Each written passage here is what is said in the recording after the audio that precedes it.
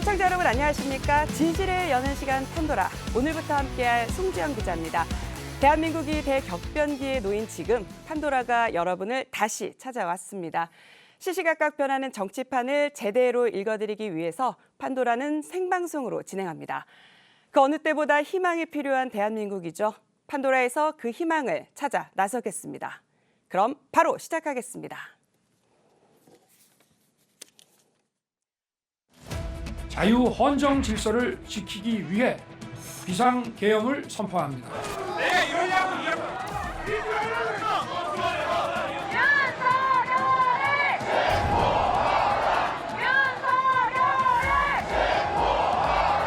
계엄의 형식을 빌린 대국민 호소입니다.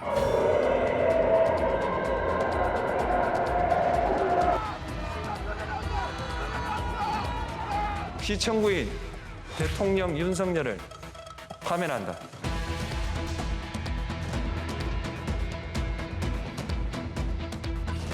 존경하는 국민 여러분, 안타깝지만 국민의힘은 헌법재판소의 결정을 무겁게 받아들이며 겸허하게 수용합니다. 더 이상 헌정 파괴의 비극이 반복되지 않도록 정치가 국민과 국가의 희망이 되도록 최선을 다하겠습니다.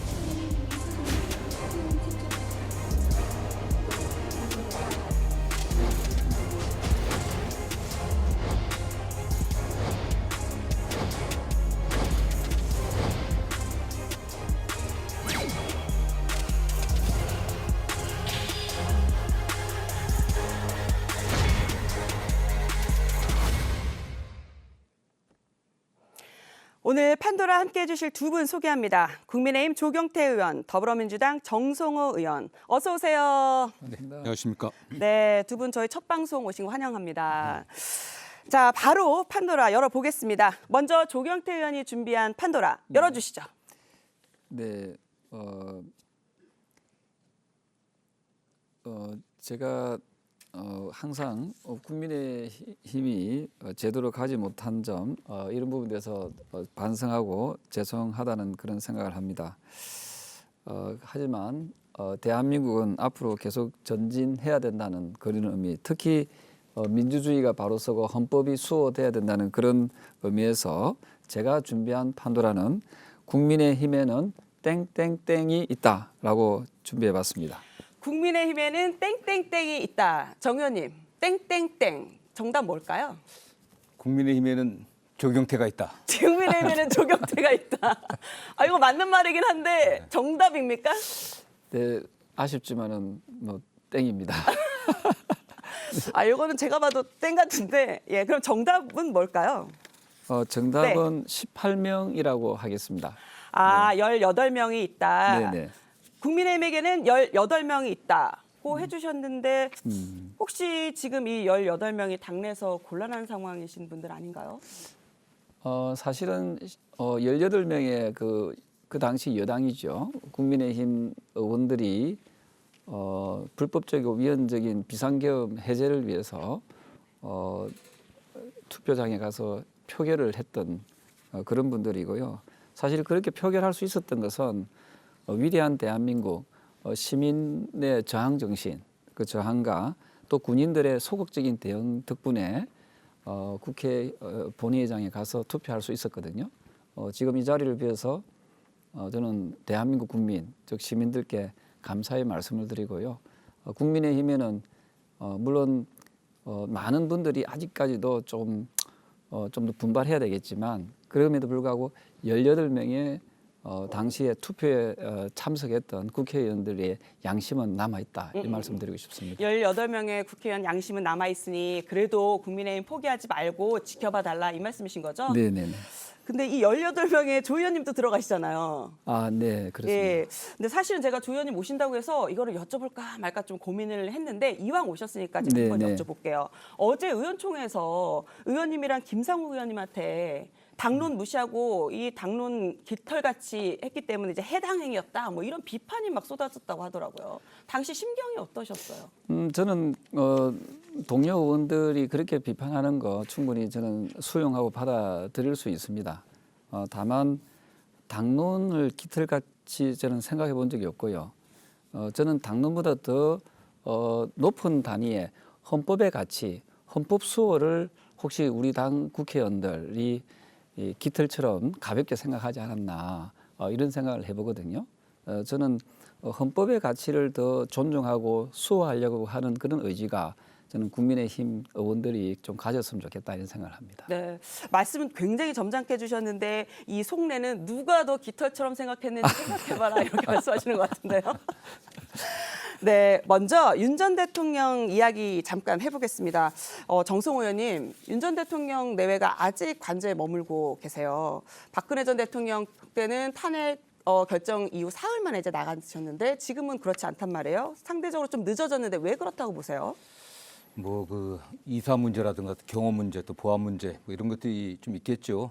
그렇게 갖고 너무 야박하게 하고 싶지는 않지만 과거에 윤석열 대통령이 취임할 때 했던 그때 행동을 보면은 좀 약간 후안무치하고 좀 뻔뻔하다 이런 생각을 좀 하고 있습니다.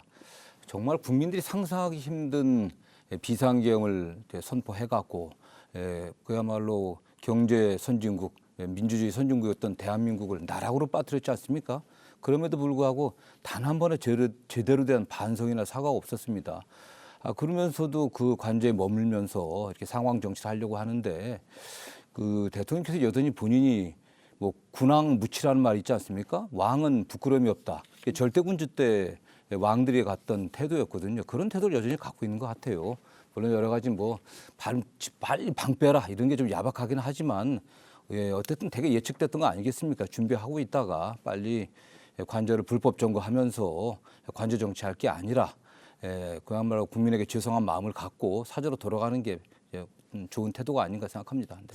국민의힘 내부에서는 윤석열 전 대통령이 관저에서 메시지를 내기는 하지만 그 메시지가 굉장히 짧다. 그걸 갖고 관저 정치라고까지 할 수 있냐 이런 얘기도 하던데 거기에 대해서는 어떻게 한마디 해주시겠어요? 아니 지금 그 4월 4일 아침 11시 22분 이후에 대통령이 아닙니다.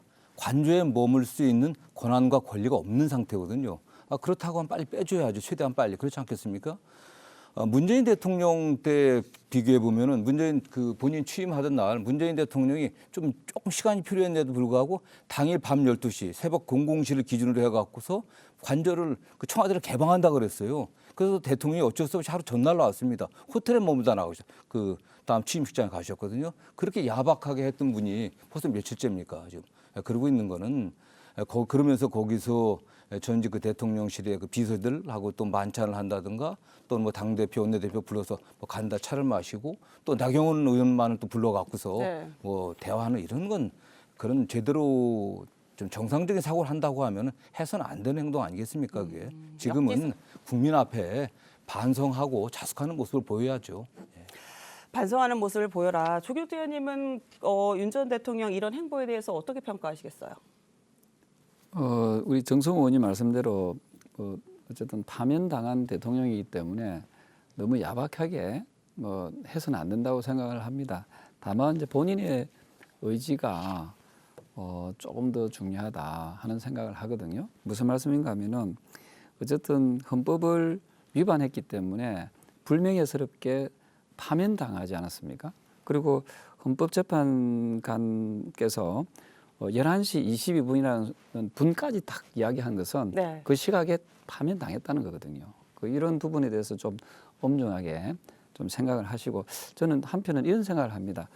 그때 아마도 일부에서는 탄핵이 안 되고 기각이 될 것이다. 인용이 안 되고. 그렇기 때문에 미처 돌아갈 어떤 거처에 대한 준비가 덜 돼 있었지 않았나 이런 생각도 하거든요.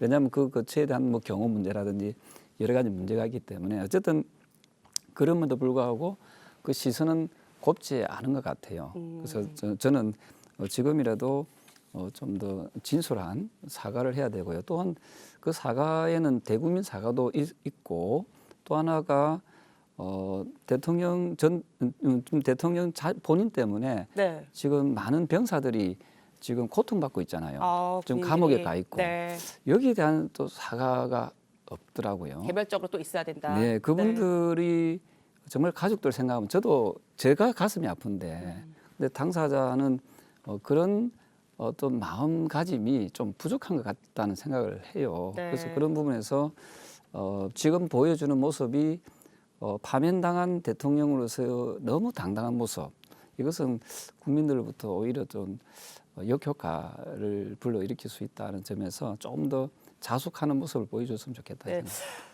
조 의원님 이렇게 생각하셔서 그런지 모르겠는데 윤석열 전 대통령이랑 국민의힘이 하루빨리 절연을 해야 된다 이런 말씀을 하셨었어요. 뭐 그럼 탈당, 출당 이걸 넘어서 뭐 제명까지도 해야 된다 이렇게 보시는 건가요? 사실은 우리 당의 당연 당규를 보면은 법률을 위반하는 경우에 그 중대한 법률을 위반한 경우에는 제명이나 출당 권유가 할 수 있도록 되어 있거든요.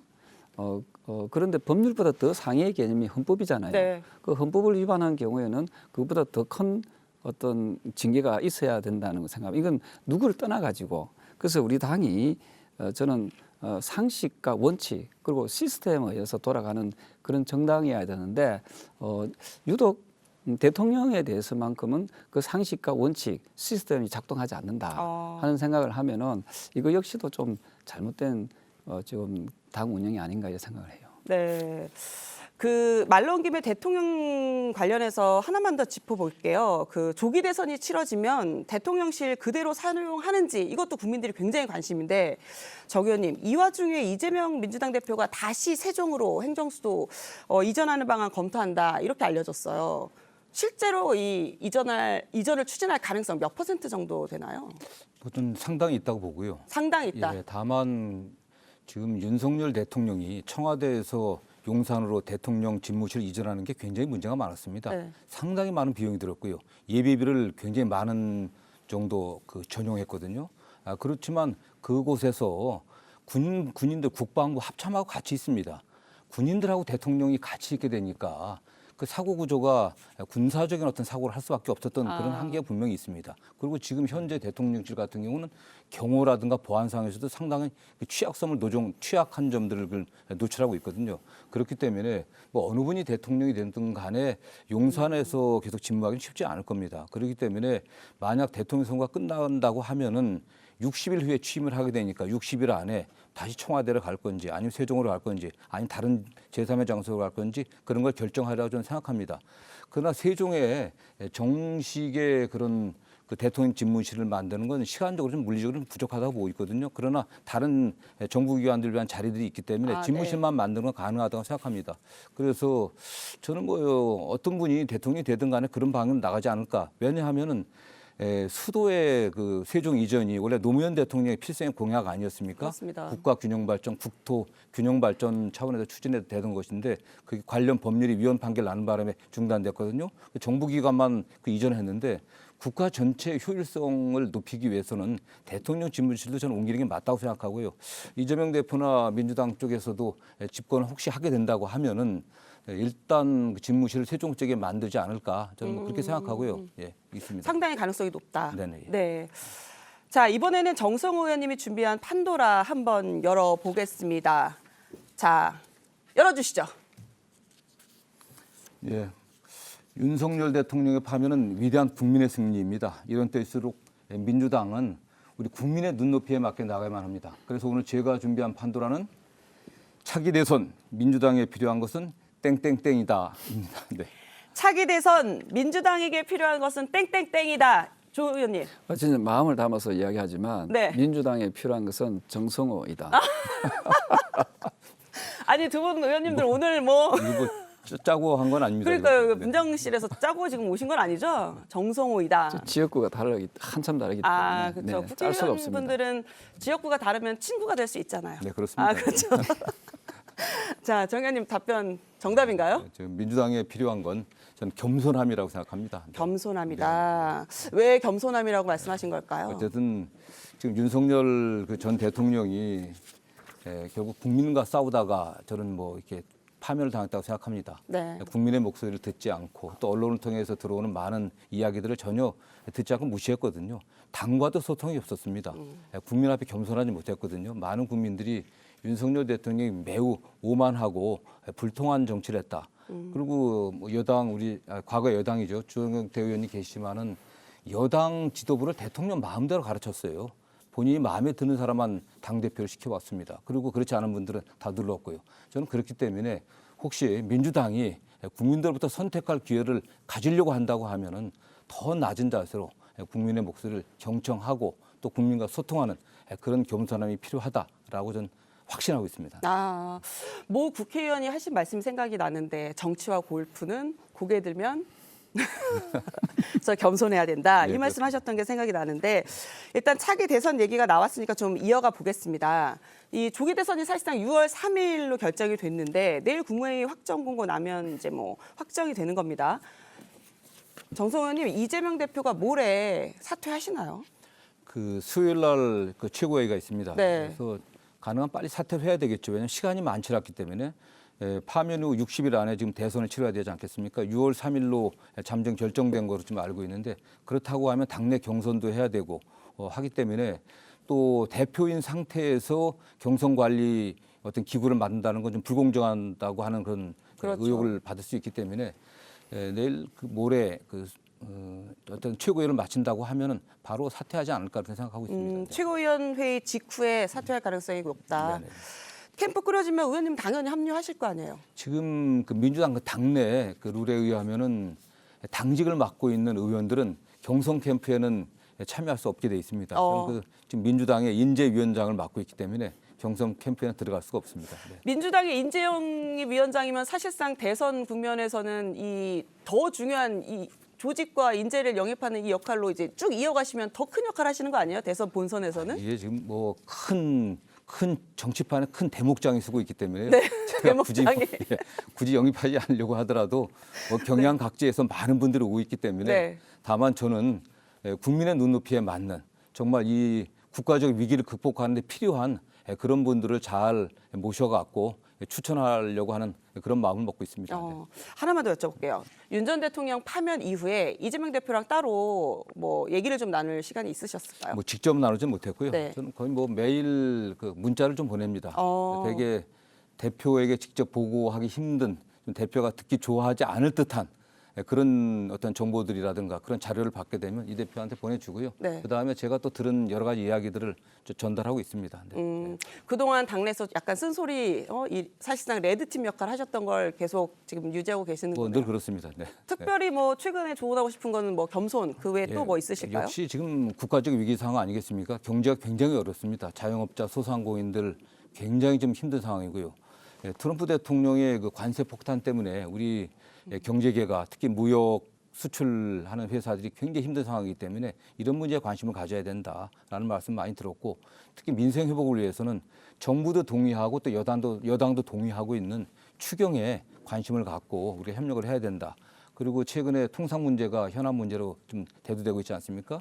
이재명 대표도 통상특별위원회, 대책특별위원회를 제안했기 때문에 지금 뭐 국민의힘과 또는 정부가 협의를 해갖고 그런 걸 빨리 추진해야 된다는 말씀을 드리고 있고요. 네. 어쨌든 국회의 다수당이거든요. 이제는 여당이 없어졌습니다. 네, 맞습니다. 국회 다수당으로서 정말 낮은 자세로 민생 문제 해결에 국가적 위기 해결에 앞장서야 된다고 계속 얘기하고 있습니다. 네.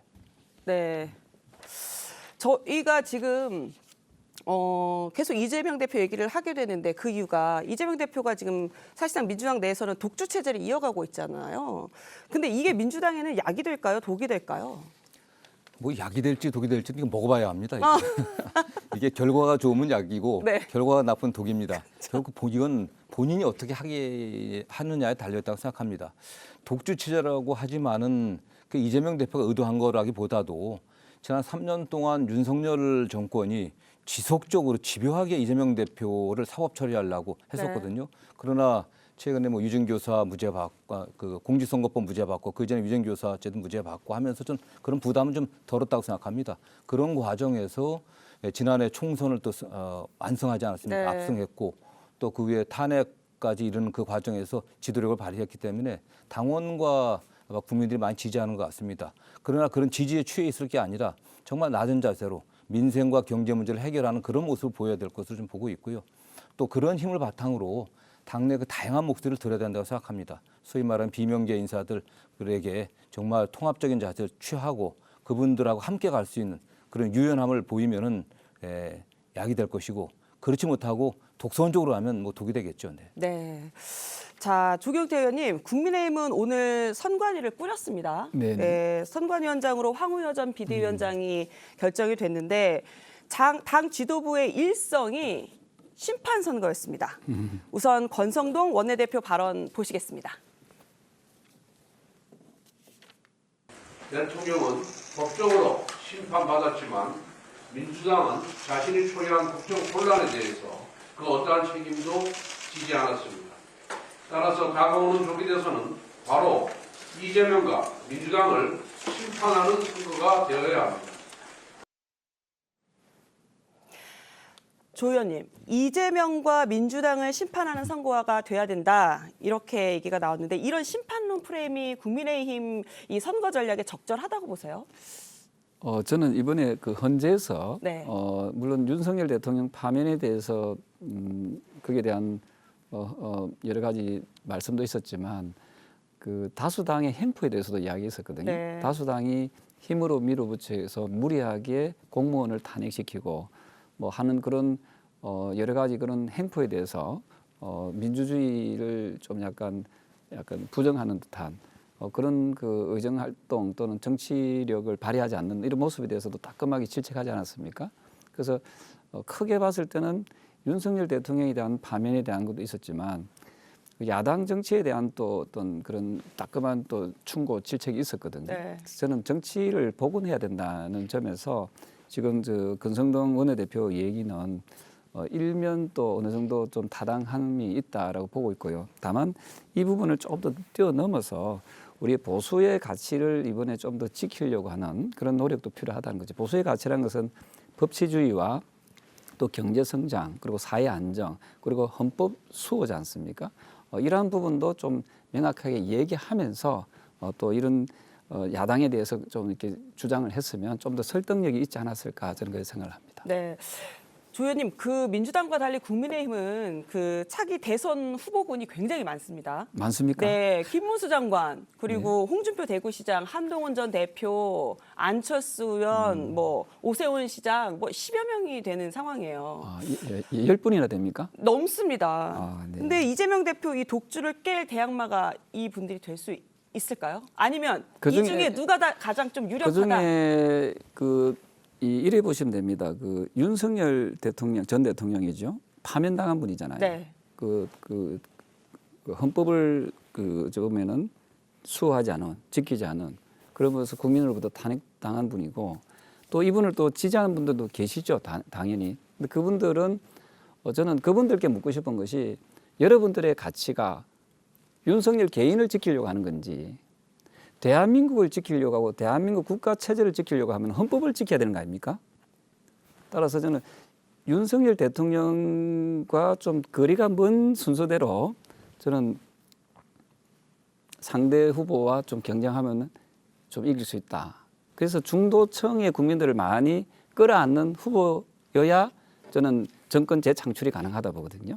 저 의원님 얘기를 들으면서 떠오르는 한 분이 계시거든요. 네. 이른바 의원님이 이제 친한계 의원님들과 함께 활동들을 좀 하셨고 그래서 한동훈 전 대표가 떠오르는데 의원님의 머릿속에도 이 한동훈 전 대표가 더 가장 적합하다고 보시는 건가요? 저는 뭐 어떤 정치를 하면서 어느 계파에 소속된 본 적은 없는데요. 네. 다만 앞서 말씀드렸던 대로 비상계엄이라는 이 엄혹한 부분에서 가장 선두에 서서 자기 몸을 던졌던 분 중에 한 분이 저는 한동훈 대표라고 생각하거든요. 그런 점에서 그리고 한동훈 대표가 대표할 때 전 국민들이 다 아시지 않습니까? 윤석열 대통령하고 상당히 좀 거리감이 있었다 하는 부분에 대해서 제가 한동훈 대표를 만나 보면은 어쨌든 상당히 좀 한국 정치를 변화시키고 뭔가 정의로움을 좀 이렇게 실현시키려고 하는 그런 분이 아닌가 하는 생각을 합니다. 네. 자, 이 얘기 한번 해볼게요. 조기 대선 앞두고 정치권에서 개헌 문제가 또다시 수면 위로 올라왔습니다. 사실은 선거 때마다 개헌 얘기가 계속 나오고 있긴 한데 이번에는 그 방아쇠를 우원식 국회의장이 당겼어요. 이게 좀 특이하긴 한데 해당 발언 영상 보고 오시겠습니다. 위헌 불법 비상계엄과 탄핵 정국을 거치면서 그 어느 때보다 개헌의 시급성에 대한 국민적 공감대가 큽니다. 이번 대통령 선거일에 개헌 국민투표를 동시에 시행할 것을 제안합니다. 정 의원님, 우원식 국회의장이 지금 이 시점에 개헌을 꺼낸 이유 뭐라고 생각하세요? 어쨌든 그 윤석열 대통령의 정말 느닷없는 그 비상계엄은 국민들에게 엄청난 충격을 주었습니다. 네. 이게 과연 우리 헌법에 문제가 있는지 아니면 윤석열 대통령 개인의 문제가 있는지 저는 뭐 두 측면에서 다 접근이 가능하다고 생각을 하는데요. 또 많은 분들이 87년에 만들어진 헌법 체제가 좀 문제가 있다. 특히 제왕적인 대통령의 권한이 너무 막대하기 때문에 그로 인한 여러 가지 민주주의 체제에 위협을 줄 수 있는 그런 요소가 있기 때문에 좀 개정해야 된다 이런 의견이 있습니다. 저는 뭐 개인적으로나 저희 민주당 내 일반적으로는 개헌의 필요성이라든가 당위성에 대해서는 어느 정도 공감대가 형성이 돼 있습니다. 다만 지금 60일도 남지 않은 이 대선 기간 안에 그 막중하고 중차대한 개헌 문제를 해결할 수 있을는지 과연 시기적으로 적절한지 이런 거에 대한 좀 의문이 있다고 생각합니다. 이 개헌을 하려고 하면은 국민투표일로부터 한 38일 전에 이게 발의가 돼야 되거든요. 네. 이게 뭐 준비기관들, 공고기관들이 있기 때문에 그러면 현실적으로 남은 시간은 채 3주 정도도 되지 않습니다. 이걸 합의하려면 여야가 특위를 구성하고 특위에서 내용적인 합의가 돼야 되는데 실질적으로 말은 나왔지만 어떤 내용적으로 합의를 할 수가 있을 건지 저는 특위 구성 자체부터가 처음부터 상당히 쉽지 않다고 생각합니다. 국민의 입장에서는 국민의힘과 민주당이 동수로 해야 될 것으로 주장할 것이고 그다음에 위원장을 어느 당이 가질 것인지 그러나 민주당 입장에서는 위원장을 민주당이 갖고 국회 다수당이기 때문에 의석수대로 할 것이고 이런 데부터 갈등이 생길 거예요. 그럼 시간 갑니다. 그리고 또 국민투표법을 같이 개정을 해야 되거든요. 네. 위헌 판결 받은 부분이 있고 또 사전투표 제도가 없기 때문에 이런 것들을 20일 안에 해결하기 쉽지 않다. 여야가 지금 공감되는 부분들 특히 의장께서는 4년 중임제를 말씀하셨는데 4년 중임제를 개헌했을 때 과연 이번에 된 대통령이 임기를 3년으로 할 것인지 아니면 5년 채우고서 4년을 할 것인지 그 선거 주기를 국회의원 선거에 맞출 것인지 지방선거에 맞출 것인지 쟁점들이 많이 있거든요. 그렇기 때문에 저는 이재명 대표가 이야기한 대로 여야 아니죠. 각 당의 후보가 결정된 그 후보들이 개헌에 관련된 분명한 로드맵을 제시하고 일정을 제시하고 그 내용들을 국민들 앞에 공개한 다음에 당선 후에 약속을 지켜야 되는 게 아닌가 그런 생각을 좀 하고 있습니다. 네. 조경태 의원님에게 개헌 관련해서 여쭤보려고 했는데 저희 열띠게 말씀하시다 보니까 시간이 벌써 지금 다 돼가고 있어가지고 아니 이 두 분 다시 모셔야겠어요 저희가. 네. 네. 근데 그래도 또 안 여쭤보기 아까 짧게만 말씀해 주시겠어요? 이번 개헌 지금 정성호 의원님께서 말씀하신 거에 동의를 좀 하시나요? 시점이라든가 필요성에 저는 대해서? 뭐 충분히 현실적으로는 뭐 공감하는 부분이 있고요. 다만 항상 좀 자기가 정권을 잡을 수 있을 거라고 생각하는 쪽에서는 좀 유보적이거든요. 그런데 이제 꼭 기억해야 될 것은 뭐냐면은 세계에서 가장 위험한 직업이 바로 대한민국 대통령이라거든요. 네. 그래서 그 위험한 직업을 왜 선택하려는지 잘 모르겠지만 그래서 저는 그런 만큼 우리 대통령제가 지금 취약성이 높다는 거거든요. 그래서 하루 빨리 이 부분을 어떤 식이든 고쳐 나갔으면 좋겠다. 그래서 우원식 그 국회의장의 그런 개헌에 대한 얘기도 이건 무조건 시간이 없어서 안 돼 이게 아니라 조금 더 진지한 태도로 어떻게 하면은 이것을 우리가 성취시켜 나갈 것인가, 성사시켜 나갈 것인가를 정치권에서 좀 많은 고민을 했으면 좋겠어요. 네, 어떻게 성사시켜 나갈 것인지 정치권에서 많이 좀 고민을 해보자. 개헌 얘기는 이쯤에서 마무리하고요. 판도라 한 줄 평 해보겠습니다. 정성호 의원님, 조경태 의원님의 판도라, 국민의힘에는 18명이 있다. 한 줄 평은? 네, 국민의힘의 희망이다 이렇게 평가하고 싶습니다. 자, 그러면 조경태 의원님으로 바로 넘어가겠습니다. 정성호 의원님의 판도라, 차기 대선 민주당에게 필요한 것은 겸손합니다. 한 줄 평은? 역시 정성호다.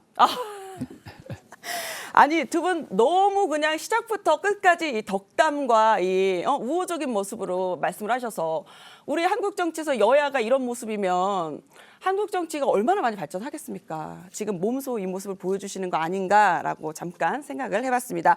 이제 두 분과는 여기서 인사드리겠습니다. 감사합니다.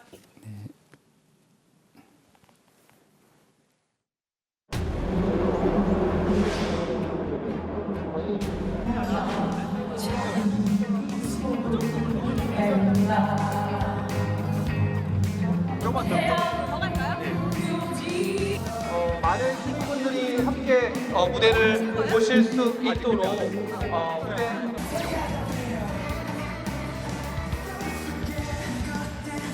하기 위해서도 반드시 8대0 만장일치 반항 결정을 받아낼까요? 헌재 탄핵 심판 선고 받아낸다. 예상하시나요? 저는 일치 탄핵입니다. 헌법을 위반한 것은 전 국민이 다 봤고 나도 밤새도록 봤어.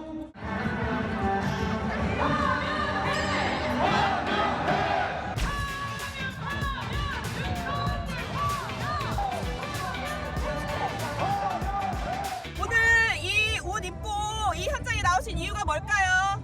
계속 나왔었고요. 이게 원래 깨끗했는데 나올 때마다 사람들이 스티커를 붙여줘갖고 며칠이나 나오셨어요?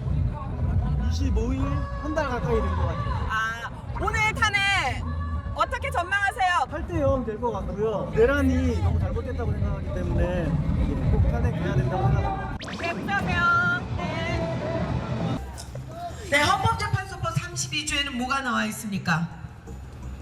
여러분, 헌법재판소 이 탄핵 주제에 32조에는 관련해서 인터뷰 하나 드려도 될까요? 이 탄핵 자기들 선고 멋대로 정말 어떻게 예상하시고 그 이유는 이런 뭘까요?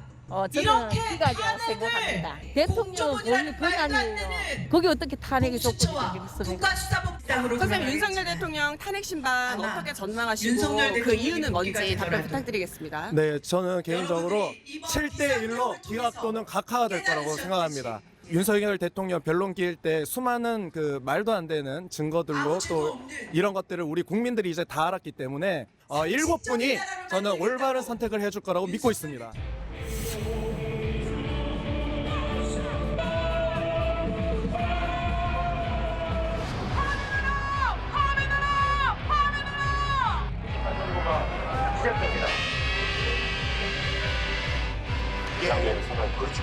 몇 분 남았어요? 3분. 일단 나오고 말다. 이제 탄핵 심판 선고까지 10초 정도 남겨두고 어떤 법관관들이 입장하고 있습니다.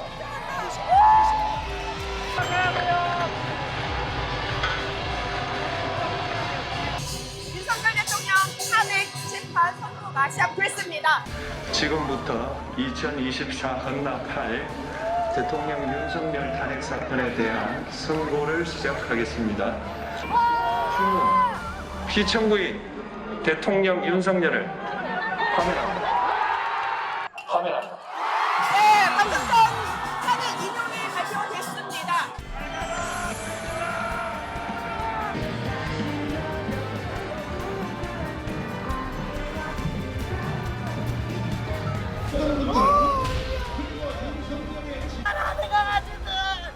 내가 가지든 나 사자고. 이방으로 돌리지 말라고.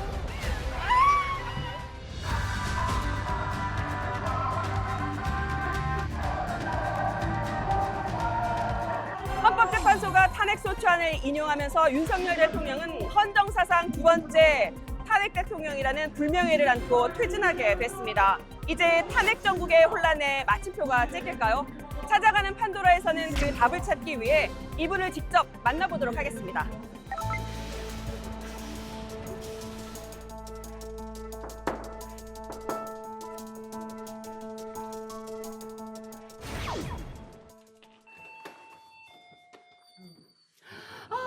위원장님 안녕하세요.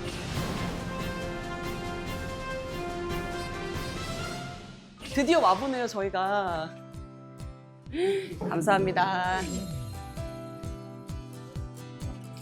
위원장님 오늘 이렇게 뜻깊은 자리 마련해 주셔서 감사합니다. 네. 이제는 말할 수 있다. 나는 탄핵 선고 전에 이 인용 예측했다. 뭐 이런 나는 솔직하게 얘기해서 지금 시대가 어느 때인데 저런 비상계엄을 대통령이 선포를 하느냐.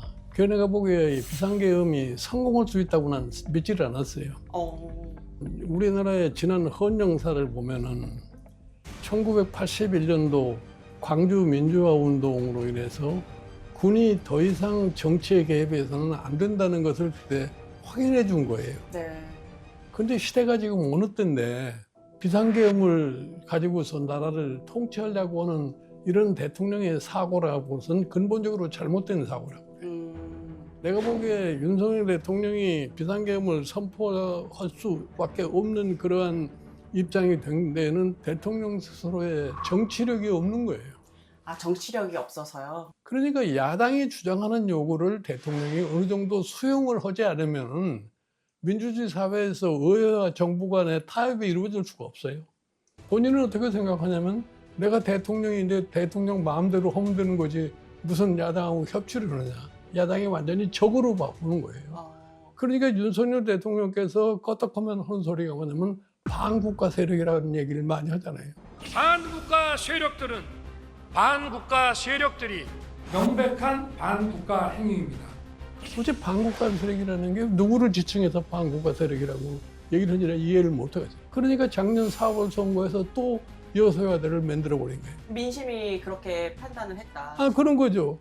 위원장님, 이제 60일 안에 조기 대선이 치러지게 됐잖아요.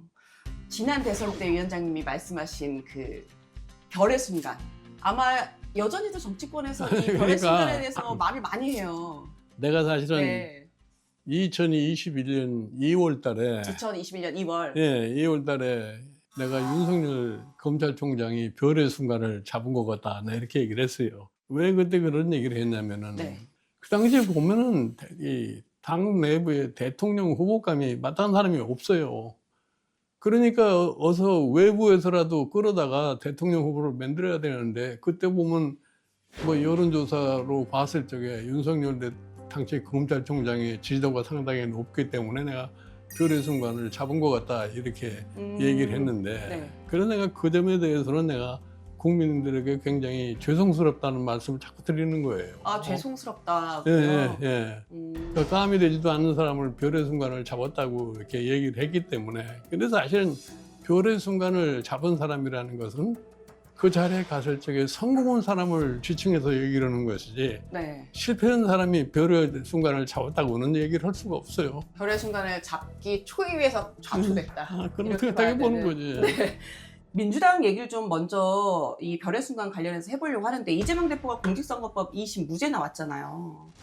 진실과 정의에 기반해서 제대로 된 판결을 해주신 재판부에 먼저 감사드립니다. 이제 검찰도 자신들의 행위를 좀 되돌아보고 더 이상 이런 국력 낭비하지 않기를 바랍니다. 이재명 대표가 사법 리스크가 없어졌기 때문에 별의 순간이 왔다라고 얘기를 하니까 아니다. 이재명 대표는 이미 반짝이던 별이었다. 이런 얘기들도 하더라고요. 아니 그런데 뭐 사실은 별의 순간이 왔다 안 왔다 하는 그런 얘기가 할 필요도 없이 이재명 대표의 경우에는 지금 민주당에서 대적할 만한 대상자가 없어요. 네. 그러면 이재명 대표 이 독주 체제를 위협할 만한 뭐 특별한 요소는 없을까요? 지금 저 조기 선거에는 이재명 대표가 상대할 사람은 국민의힘의 대선 후보가 누가 나오냐 거기에 달려 있는 거죠. 카운터파트가 누가 되느냐에 따라서 어쨌든 선거는 이 프레임을 딱 짜서 구도를 놓고 당연한 거죠. 지금 대통령 선거는 결국은 국민의힘하고 민주당하고 이 대결을 할 수밖에 없는 거 아니에요. 그러니까 국민의힘이 지금 앞으로 이 대통령 탄핵 이후에 어떤 변모를 보여가지고서 대통령 선거에 임하느냐에 따라서 이재명 대통령 후보가 쉽게 가느냐 어렵게 가느냐가 결정이 될 거예요. 이번에 국민의힘 얘기를 좀 해볼게요. 국민의힘에서는 한 5일 정도 애도 기간을 가질 거다. 뭐 이런 얘기들이 사실 탄핵 선거 전에는 있었어요. 뭐 애도 기간은 무슨 누가 무슨 지금 돌아간 사람도 아닌데 무슨 애도 기간은 무슨 애도 기간을 하네. 국민의힘은 사실상 이른바 뭐 차기 대선 후보, 잠룡이라는 사람들이 좀 많은 상황이잖아요. 국민의힘은 지금 상당수의 사람들이 계엄을 지지를 하고 탄핵을 반대하는 사람들 아니에요. 거기서 유일하게 계엄을 반대하고 계엄 해제에 적극적이었고 그다음에 탄핵에 적극적으로 찬성한 사람은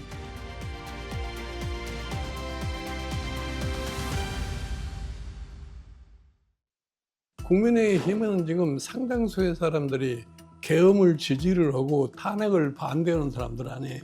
거기서 유일하게 계엄을 반대하고 계엄 해제에 적극적이었고 그다음에 탄핵에 적극적으로 찬성한 사람은 한동훈 전 대표 하나밖에 없어요. 정치를 하는 사람으로서 그리고 대통령을 배출한 여당의 대표를 지냈던 사람으로서 여러분께 대단히 죄송하다는 말씀을 드립니다. 보수 지지자들 중에서 탄핵을 반대하는 분이나 저는 큰 틀에서의 생각을 같다고 생각해요. 죄송하게 생각해요. 정말 죄송합니다. 근데 이제 국민의힘이 실질적인 대선을 갖다가 제대로 준비하려면은 국민의힘은 내가 보기에는 새로 태어나야 된다고. 새로 태어나는 예, 거죠. 지금까지와 같은 사고방식 가지고서는 대통령 선거 허나만 할 거예요. 근데 이제 위원장님께서 그 한동훈 전 대표 약점으로 이제 검사 출신이라는 걸 좀 꼽으셨잖아요. 소위 윤석열 대통령하고 뿌리가 같다는 것이 가장 큰 장점이다 이런 얘기예요. 윤석열 대통령이 잘했으면은 그게 장점이 될 텐데 윤석열 대통령이 실패를 했기 때문에 일반 국민이 또 검사냐 하는 이런 얘기가 나올 테니까 그거를 어떻게 극복하느냐 당신의 가장 중요한 과제다 이런 얘기예요. 그동안에 이분들이 주로 사용하는 것이 뭐냐면 정치를 먹는 전부 다 법률적으로만 해석하려고 그러는 거예요. 우리나라의 소위 경제사회 구조를 좀 냉철하게 쳐다봐야 해요. 그러면 국민의 생활이 지금 어떻고 대한민국 경제가 지금 어떤 상황에 처해 있고 이거를 극복하지 않으면 잘못하면은 대한민국이 지금까지 이룩한 민주화니 선진국이니 이것이 어느 순간에 침체해질 수 있는 그런 지금 상황에 우리가 처해 있다. 네. 그러니까 상대당 후보에 대한 네거티브 전략은 빼고 앞으로 좀 비전을 보여줘라. 당연히 그렇다는 거예요. 특히 우리 국민 지금 먹고 살기 너무 힘든데 먹고 사는 문제에 대해서 어떻게 할 건지 좀 보여줘라. 당연히 그런 거죠. 지금 우리나라의 일반 서민들이라는 게 지난 3년 동안 코로나를 겪으면서 완전히 지금 생활 상황이 어렵게 된 상황이에요. 그리고 우리가 지난 10년 동안에 한국 정치가 아무것도 잘 안 해가지고서 지금 중국에 비해서 우리가 제조업의 경쟁력을 거의 다 상실하고 있는 이런 상황이다. 한국의 정치가 변로하지 않으면은 한국의 미래가 보이지 않는다. 그런 측면을 직시해가지고서 국민과 대화를 열심히 해라 이거야.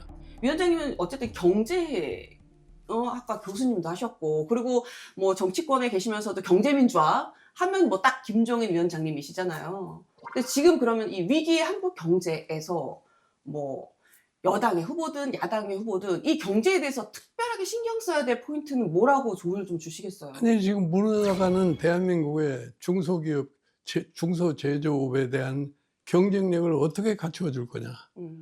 그리고 지금 사실 우리나라 개인 사업자라는 것이 1,100만이 넘어요. 그 사람들의 국세청 종합소득세 신고한 거를 보면 75%가 월소득 100만 원 정도밖에 안 돼. 예? 그것이 무엇을 의미하는 거냐. 자, 우리가 흔히 얘기해서 대한민국의 가장 큰 문제가 양극화라고 그러잖아요. 네. 그 양극화 문제를 어떻게 다룰 거냐.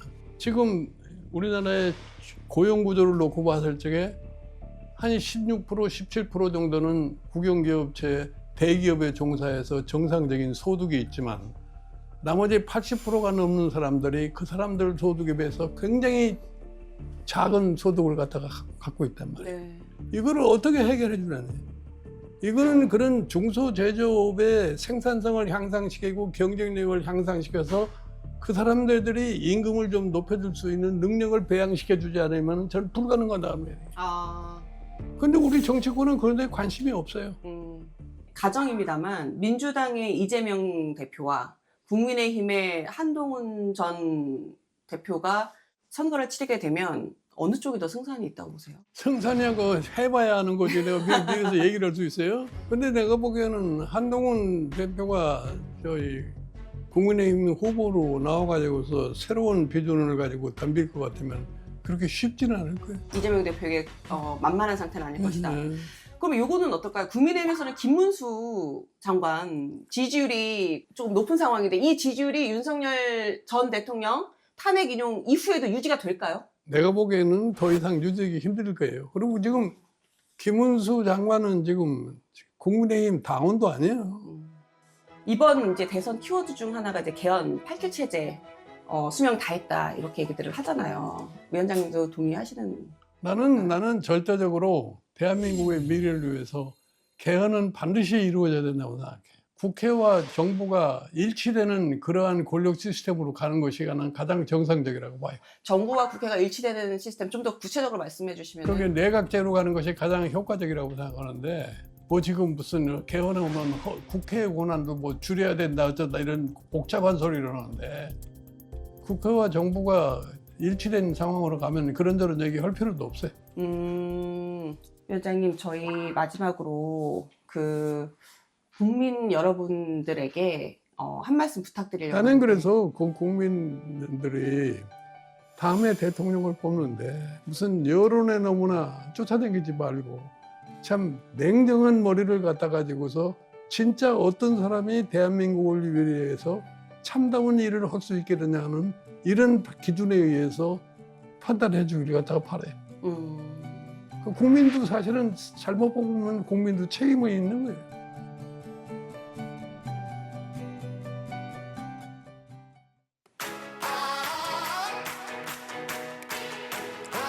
탄핵 정국 속 복잡한 정치 뉴스 판도라 원외 대표들이 속 시원히 정리해드립니다.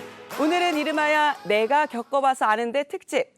김성태 전 국민의힘 원내대표, 우상호 전 더불어민주당 원내대표 모셨습니다. 두 분 어서 오세요. 예, 안녕하세요. 네.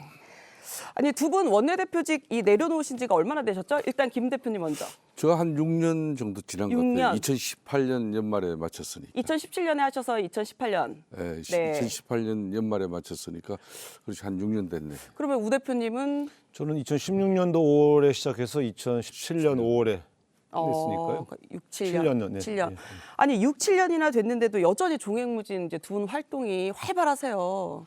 그래서 저희가 이 원외 중에 원탑이다. 이래서 이제 원외 대표라고 호칭을 붙였는데 어떻게 마음에 드세요? 두 분 일단은 얼굴에는 미소가 만연합니다. 사실 우리 당에는 네. 원외 대표 그러니까 원외 당의 위원장을 그 사람들의 모임인 원외 대표가 있는데 내가 졸지에 그분들 대표가 되니까 내가 기분 안 좋을 수가 없지. 기분 좋아요. 기분 좋으시죠? 아, 이름 잘 지은 것 같아요. 그러니까요. 계속 원외에 계셔. 아유, 왜 그러세요 또? 제가 참 저렇게 아니, 너무 악담을 해도 너무 즐거워하니까. 그래, 저렇게 해가지고 네. 서울시장이나 뭐 강원도지사 하겠어요, 저? 두 분 다 큰 정치, 더 큰 정치 하셔야죠. 네. 자, 이제 본론 들어가 보겠습니다. 윤 전 대통령이 파면이 됐습니다. 재판관 전원 일치로. 당시 선고 생중계를 보셨어요, 우 대표님? 네, 저도 어디서 아내하고 집에서 봤습니다. 아내랑 집에서 네. 보셨어요. 뭐 결과는 예측했던 대로 나왔다고 보시나요? 저는 2017년에도 워낙 기각될 것이다, 뭐 5대 3으로 기각될 것이다 이런 얘기를 2017년에도 하도 많은 정치인들과 또 호사가들이 저한테 그렇게 불안해한 얘기를 전달해줘서 그 경험 때문에 근데 그때도 8대 0으로 결론이 나왔지 않습니까? 그러니까 이번에도 저는 뭐 보수적인 헌법재판관이 몇 명이니까 기각될 것이다 이렇게 주장할 때 그럴 리가 없다. 대한민국 헌법재판관들이 법과 양심에 따라 판결하지 진영 논리에 묶일 리가 없다. 왜? 2017년도에는 보수가 5명이었는데도 8대 0이었는데 그래서 제가 이번에 쭉 판결문을 보면서 판결문 정말 잘 썼네. 이게 굉장히 군더더기 없이 그래서 제가 보면서 예상은 했지만 손에 땀을 쥐고 보다가 네. 마지막 파면한다 할 때 제가 조금 뭉클했습니다. 역시 대한민국의 최고 법원 헌법재판관들은 최고의 법률적 판단을 가지고 판결을 하는구나. 그런 느낌이 들었죠. 신뢰대로 판결을 네. 해줬다. 김 대표님은 어떻게 보셨어요? 8년 만에 다시 박근혜 대통령 탄핵당해서 그 아픔을 우리가 간직한 지 탄핵의 강을 건너기 위해서 그 수많은 노력과 희생, 뭐 헌신이 있었는데 이걸 갖다 그런 희생과 헌신이 있었기 때문에 5년 만에 지난 2022년 정치에 아무런 경험 없는 윤석열이라는 사람을 또다시 우리 국민들이 우리 당 후보로 선택해 줬는데 그걸 3년도 채 되지 않고 이 탄핵을 맞이하는 이 정치 정말 저는 그게 그냥 너무나 한심하고 또 참담하고 이번에 탄핵되고 나면 정말 힘들고 어려질 건데 그래서 저는 12.3 비상계엄 자체는 저는 개인적으로 윤석열 대통령이 잘못한 판단이다. 네. 그렇지만은 탄핵 이거는 어떻게 또 다시 탄핵을 맞이해야 되냐 그 부분에 대해서는 많은 고민을 했어요. 그래서 이 헌재 심판 이전에 우리 당 내적으로 조기 하야 질서 있는 퇴진의 모습을 가지고 개헌과 함께 이런 조기 퇴진의 길을 걸어주는 그런 좀 나름 당의 좀 분위기를 가지고 이랬는데 그걸 뭐 양쪽에 다 수용이 안 됐으니까 그래서 정말 참 또다시 이 불행 아픔 이게 불행 아픔을 겪고 나면 내부의 분열과 또 충돌 갈등이 또 한동안 가게 됩니다.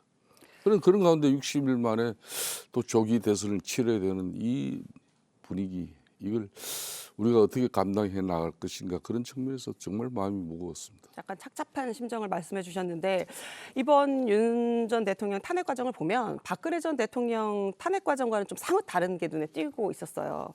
뭐 지금부터 자타공인 원외 두 분께서 정리를 해주시겠습니다. 자, 이름하여 탄핵으로 말할 것 같으면 299표 중 가 234표,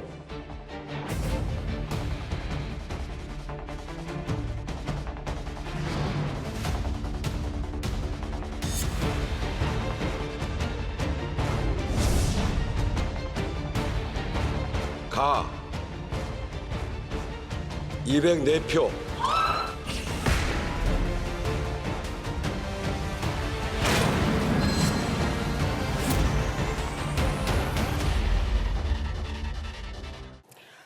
탄핵 소추안 통과 과정을 보셨는데 일단 박근혜 전 대통령 때는 그래도 여야가 비교적 합의해서 추진을 했단 말이에요. 그런데 지금은 여당이 상당히 반대를 많이 했어요. 이거는 왜 이렇게 달랐을까요, 김 대표님?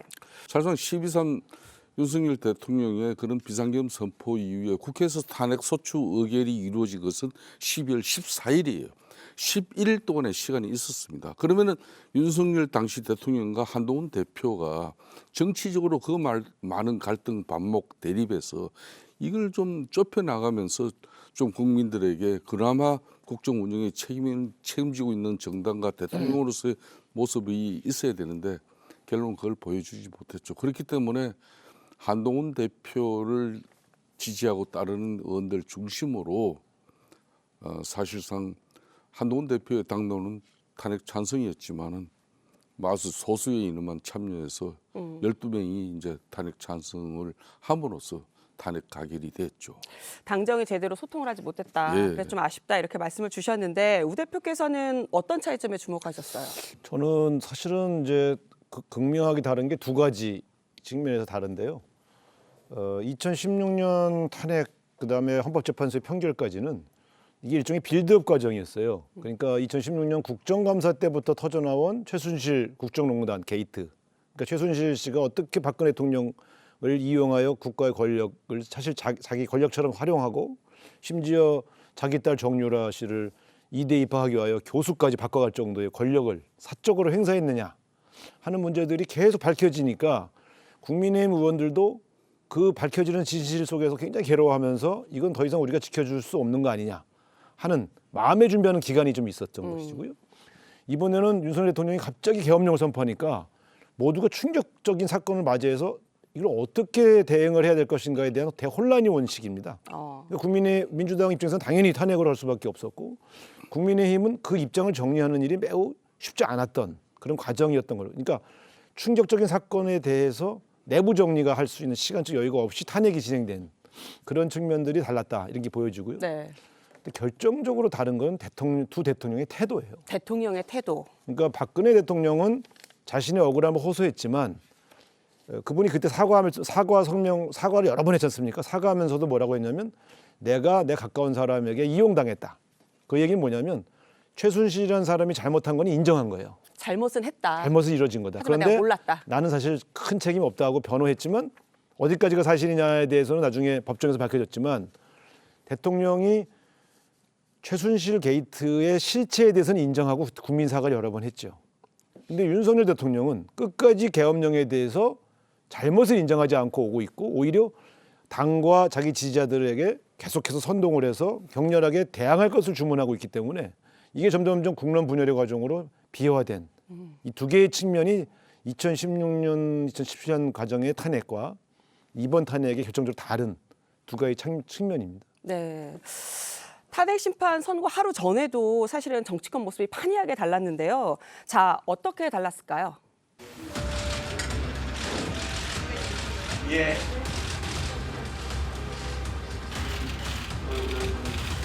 그만큼 잡았다.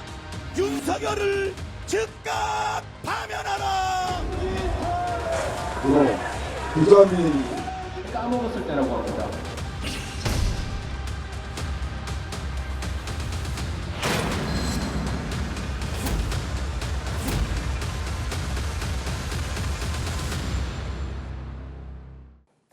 예, 보신 것처럼 2017년이랑 2025년 탄핵을 대해야 하는 모습이 달라도 너무 다른데 왜 지금 정치권이 이렇게 오히려 혼란을 부추기는 걸까요, 우 대표님? 아니 그러니까 방금 말씀드린 것처럼 탄핵의 대상인 대통령이 자기의 억울함을 호소하고 자기를 지켜달라고 호소하면 집권당에 있는 친윤 의원들이 그걸 나몰라라 하기가 좀 어렵지 않습니까? 같은 자세로 가야 된다. 그런 상태에서 또 바깥에 있는 국민들, 이런 보수적인 유권자들이 태극기 부대를 포함해서 엄청나게 지켰지 않습니까? 그러면 이 과정 자체를 국회 내에서 제도적으로 수렴해서 해결할 수가 없는 상황이 오는 것이죠. 또 그런 상황에서 민주당 입장에서는 혹시 헌법재판관들이 저 바깥에 보수적인 유권자들의 시위에 영향을 받을까 봐 우리도 가만히 있을 수 없지 않냐고 해서 거리로 나올 수밖에 없는. 그러다 보니까 결국 국회가 사라지고 광장에서 격돌하는 측면으로 바뀐 것이고, 이 최초의 원인은 윤석열 대통령 측이 이 문제를요 끊임없이 이 분열, 자기 혼자 살기 위해서 이 정쟁의 내용으로 끌고 갔던 측면이 가장 결정적인 측면이다. 그거는 저는 지금 생각해도 한 나라의 대통령이 자기를 변호하는 방식이 광장을 부추겨서 거리의 분열을 부추기는 방식으로 하는 것이 과연 맞았나, 역사적인 전 평가를 받을 거라고 봅니다. 김 대표님, 우 대표님 말씀에 동의하시나요? 이번 같은 경우는 대통령 자신이 대통령의 비상 대권을 행사하는 그런 쉽게 말하면 비상계엄금 선포 자체의 정당성을 이야기했기 때문에 이게 집권당 대통령을 배출을 한 집권당 입장으로서는 그거 대통령 말 아니야 틀려 이야기할 수 없었던 거죠. 그래서 윤석열 대통령의 입장이 국민의힘으로서는 블랙홀이 돼버린 겁니다. 블랙홀이 됐다. 그러니까 이제 조기 대선 60일을 지금 맞이했습니다만은 지금 이제 우리 잠재적인 대선 후보들이 자신의 이미지나 자신의 비전 가지고 국민들의 각인이 안 됐기 때문에 이재명 대표 비교해서 흔격하게 지금 지지율이 떨어지고 있는 이 지금 낭패를 맞이하게 된 거죠. 아니 그게 그럴 수밖에 없는 게, 보세요. 박근혜 대통령은 헌법재판소의 판결이 나와서 사흘 만에 방을 뺐어요. 네. 윤석열 대통령 아직까지 짐 안 빼고 있잖아요. 사흘이 지나도록.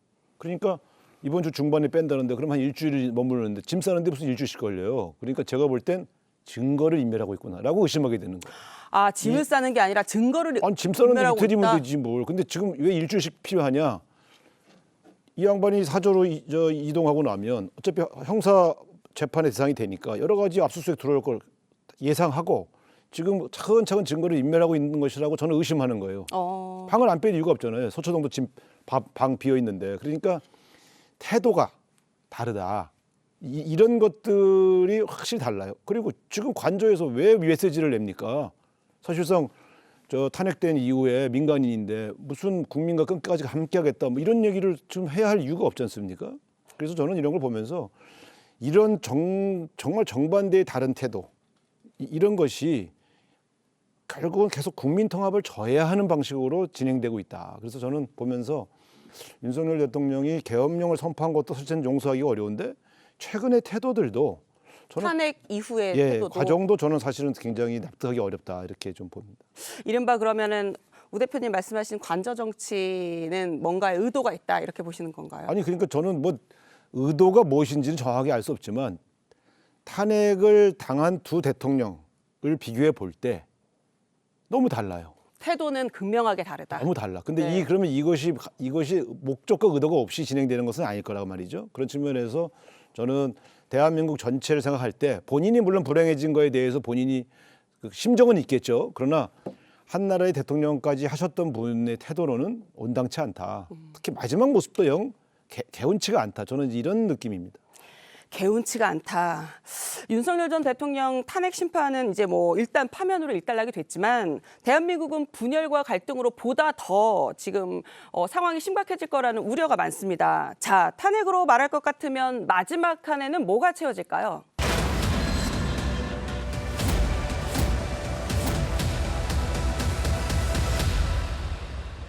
네, 윤 전 대통령 파면으로 이제 3년 만에 집권 여당의 이제 지위를 잃은 국민의힘 같은 경우는 이제 속사정이 복잡할 것 같아요. 김 대표님, 이 국민의힘 현 지도부가 탄핵 이 국면을 주도할 때 어떻게 평가하셨어요? 좀 저는 뭐 느끼셨어요? 여러 아니면 속 행태로 시원했다? 제가 여러 행태로 입장을 냈습니다. 네. 보수 우파가 결집해서 윤석열 대통령의 12.3 비상계엄에 자신의 정당성, 당위성을 슬퍼하고 그게 일정 부분 지지가 있어서 결집이 됐다고 하지만은 결론은 이 정치적 행위인데 이 행위가 우리들 바람대로 이게 기각되지 않으면은 만일 인용되어져 가지고 조기 대선판이 열린다면은 이재명 대표는 이제 항소심에서도 공직선거법을 틀어내고 보나마나한 민주당의 확고한 대선 후보가 되는데 그러면 그 조기 대선판에 윤석열 대통령이 설 수 있느냐? 그건 아니거든요. 네. 그래서 결론은 이재명 대 윤석열 프레임은 이거는 그냥 국민의힘이 아예 정권을 포기한 정당으로 비춰질 수 있으니까 모든 이 상식선 임계점을 넘지 않는 국민적 여론을 늘 중시해라. 그런데 그동안 당 지도 체제나 또 당의 중심적 중진 인사들이 윤석열 대통령 간저와 또 뭐 구치소 또 그런 뭐 사저까지도 또 이렇게 앞으로 찾아다니면서 계속해서 윤심파리를 통해서 자신의 정치적 입지를 도모하는 그 행위는 대단히 위험하다. 저는 그런 측면에서 그게 일정 부분 현실화되는 거 아니냐 하는 그런 상당히 우려를 했어요.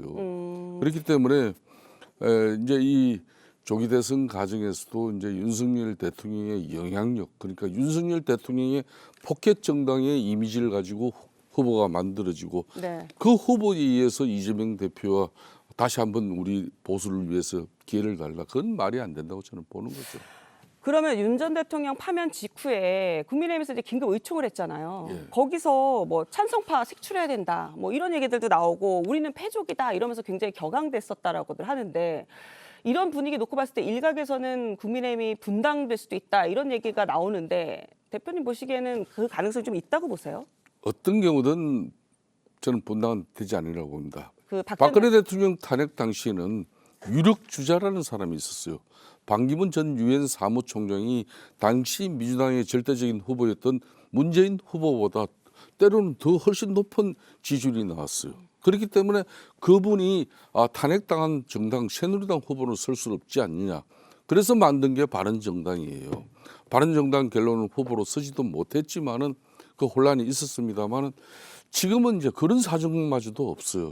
죽으나 사나 이제 국민의힘 내 잠재적 대선 후보들 중에서 이제 후보를 선택할 것이냐, 안 그러면 빨리 또 예보에서 또 신선한 대중적 지도, 인지도가 있는 그런 후보를 찾아서 세울 것이냐 이런 건데 찾아서 세우려면 상당히 정치력이 있어야 되는데 저는 그게 쉽지 않은 상황이에요. 그렇기 때문에 일정 부분 지금은 우리 국민의힘이 정말 8년 만에 다시 대통령 탄핵을 맞이한 그런 보수 정당의 자정 노력이 더 중요하다고 봅니다. 이 보수의 핵심에 그 보수의 근본과 가치를 국민들에게 새롭게 각인시키면서 우리는 뼈를 깎는 이런 자성의 노력으로 처절함이 읽혀져야 되는데 아무 일도 없었던 듯이 그냥 경선 치르고 또 이게 우리 후보고 이재명 대표는 사법 리스크를 통해서 앞으로 대통령이 되더라도 또다시 대통령 보궐선거를 다시 대통령 선거를 치러야 된다. 이거 가지고는 약하다는 거죠. 아니 조기 대선이 6월 3일로 사실상 이제 잠정적으로 결정이 됐어요. 내일 이제 국무회의에서 발표가 될 걸로 보이는데 국민의힘에서 이제 당을 넘어서 국민 후보를 만들자 이런 얘기가 지금 나오고 있는데 이거는 사실상 실현 가능성이 있을까요? 그렇습니다. 지금 현재 더 이상 87년 이후에 지금 현재 이 낡은 헌법 체제를 가지고 대한민국의 권력 구조를 개편하지 않고서는 또다시 이런 불행이 만들어질 수 있습니다. 과도한 입법 권력과 타협하지 않는 대통령 권력이 만들어지면 이건 충돌할 수밖에 없고 그걸 둘 중에 하나는 또 망가지는 거죠. 그래서 이제 본질적으로 헌법이 개정돼야 된다. 그 과정을 위해서 앞으로 가령 2년이든 3년짜리 아주 제한적인 대통령을 통해서 대한민국의 새로운 리더십을 만들어 나가자. 그런 주장이 상당히 크게 지금 들리는 이유가 바로 거기에 있는 거죠. 우 대표님께 여쭤볼게요. 지금 제가 김 대표님께 여쭤본 게 사실은 이제 이른바 당 외부의 인사들을 다양하게 해서 반 이재명 빅텐트를 좀 만들자 이런 취지의 그 국민 후보 요 얘기가 나오는 것 같은데 아니, 이게 불가능한 거예요. 네. 왜냐하면 이런 겁니다. 지금 그 보수 진영의 정치 세력에 그런 3대 딜레마가 있어요. 3대 딜레마. 하나는 윤석열 대통령을 지워야 되는데 지우지 않고 있어요. 그러니까 이재명 대 윤석열 구도가 계속 살아있는 거예요. 이재명 대 윤석열 구도면 100% 이재명 후보가 당선되죠. 이재명 후보를 지지하지 않는 분들도 윤석열 대통령이 계속 거론되면 힘이 빠질 수밖에 없습니다. 두 번째는 당의 친윤 성향의 지도자들이 뒤로 안 물러나고 있어요. 아니 대통령이 탄핵당했는데 재신임 받았죠. 어떻게 친윤 성향의 대표와 원내대표가 그대로 유임이 됩니까? 이거는 제가 볼 때 반성이 없는 거고 그냥 윤석열 체제를 가겠다는 것으로 보여질 수가 있어요. 세 번째는 차별화된 유력한 후보가 없어요. 바깥에도 없어요, 사실은. 그럼 이런 겁니다. 바깥에 있는 혹시 당내에 있는 인사들로 이기 어려워서 바깥에 있는 분사를 모시고 오려면요. 첫 번째 해야 될 일이 바로 윤석열 지우기 친윤 지지층, 친윤 지도부가 물러나야 돼요.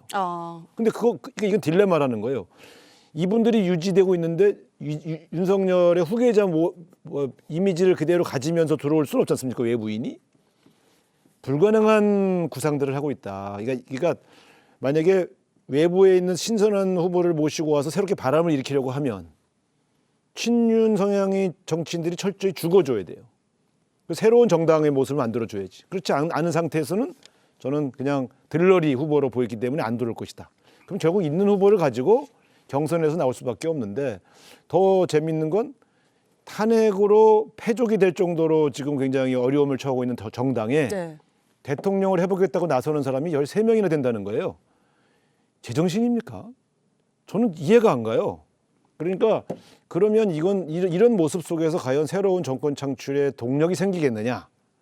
여러 측면에서 저는 국민의힘과 보수 진영에서 자체적으로 정리하고 해결해야 될 과제부터 먼저 정리해야 된다. 그러지 않고 아무 일이 없었다는 듯이 그냥 경선만 치르면 어떻게 대통령 선거를 맞이하는 국민들이 그걸 어떻게 그대로 아무 일 없다는 듯이 선택해 주겠습니까?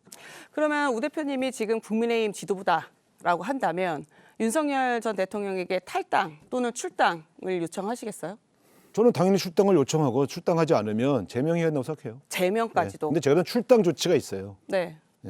그러니까 우리 김성태 전 대표님도 아시지만 당시에 새누리당은 박근혜 전 대통령을 출당시켰어요.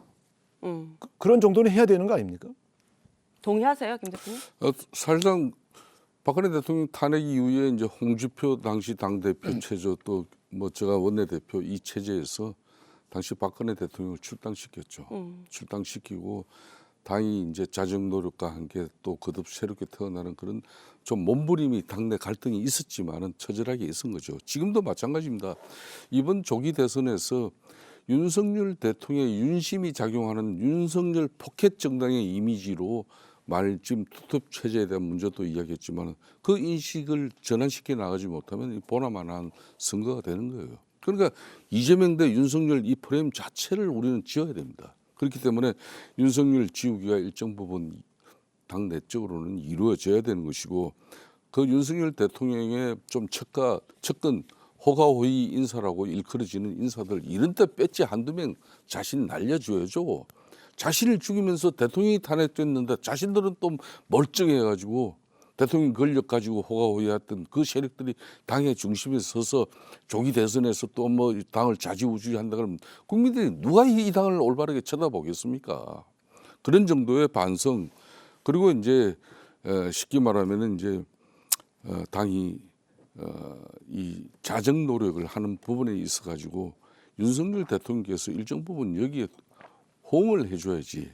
자신은 자신만의 쉽게 말하면 이번 탄핵 정부에서 그런 탄핵 반대의 그런 지지 세력이 있다고 해서 그 세력을 정치적으로 계속 도모하고자 하면은 두 번 다시 보수는 기회를 맞이하지 못하게 될 거라고 저는 우려하고 있습니다. 네, 저희 판도라에는 수치인이 분명한 코너가 있습니다. 이름하여 수치인 분명. 원내대표 선배로서 여야 원내대표들에게 수치인 분명 편지를 띄워주셨으면 하는데요.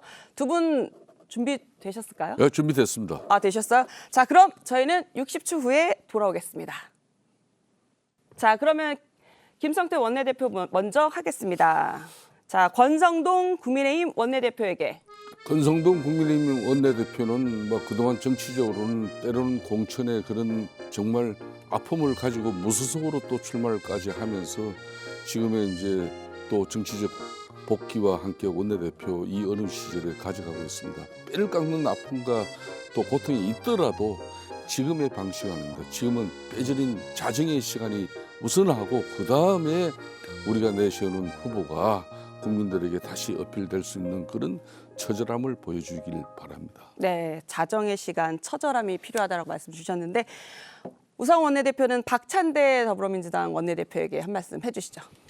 네, 박찬대 원내대표님 충격적인 계엄령 이후에 이 탄핵 국면을 이끌어오느라고 정말 수고 많으셨고 거리에서 그 추위에 떠는 모습이 마음이 매우 아팠습니다. 수고하셨습니다.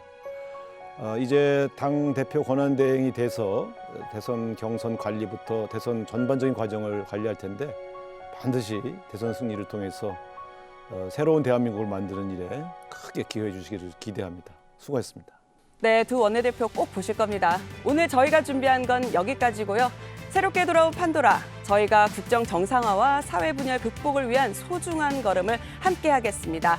여러분 편안한 밤 보내시고요. 다음 주 월요일 밤 10시 10분에 다시 인사드리겠습니다. 감사합니다.